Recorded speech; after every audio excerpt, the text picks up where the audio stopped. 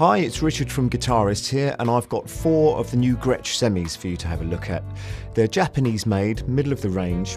2 of them are Players Edition anniversaries, so these are similar spec to the original 50s Gretches, but with a few useful updates that we'll talk you through in a minute. The other 2 stay much more faithful to the original specification. First up, we have the G6-118T Players Edition anniversary. Ivory top with metallic charcoal back and sides. There are posts under the bridge to help with the rigidity.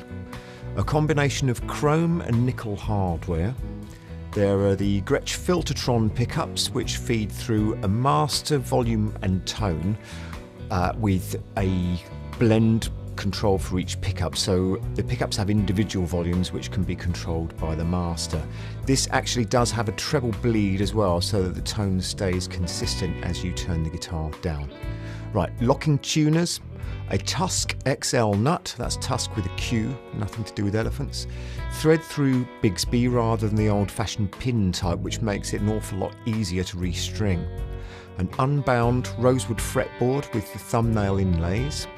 And it comes as standard with shallow strap locks, that's also with the attachments that go on the strap as well. And it's a thin polyester finish. Here we have the G6-119T, it's the Players Edition Tennessee Rose, essentially an identical guitar. So we have a deep cherry stain finish instead, the same body construction, chrome and nickel hardware, same locking tuners and nut, thread through Bigsby as well. Now we have a bound rosewood board on this one which matches the body, and Filtertrons again through an identical wiring setup.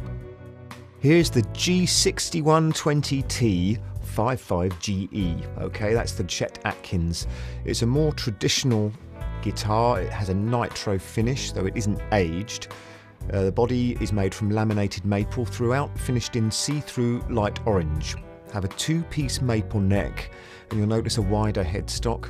We have aged inlays which are very funky with different pictures in them on a bound rosewood board with gold-plated hardware, apart from the aluminium bridge.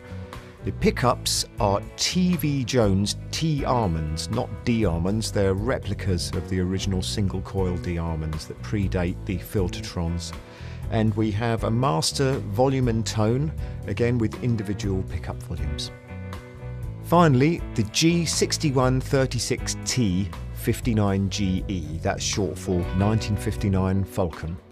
A nitro finish again in slightly off-white, slightly aged. Slightly larger body as well, with a longer scale length for a slightly higher tension. There's heavier bracing internally, so the guitar is also a little bit heavier to pick up. The pickups are similar to the Filtertrons, but they are actually TV Jones classics. We have an ebony bound fretboard with thumbnail inlays, big headstock, the Cadillac style Bigsby, and the wiring is slightly different to the other models. We have individual pickup volumes and a master volume, but the second toggle switch is a tone switch. In the middle position it's bypassed completely. Down it's preset at around what would be 9 if it were a rotary tone control, and all the way up it's preset at 6.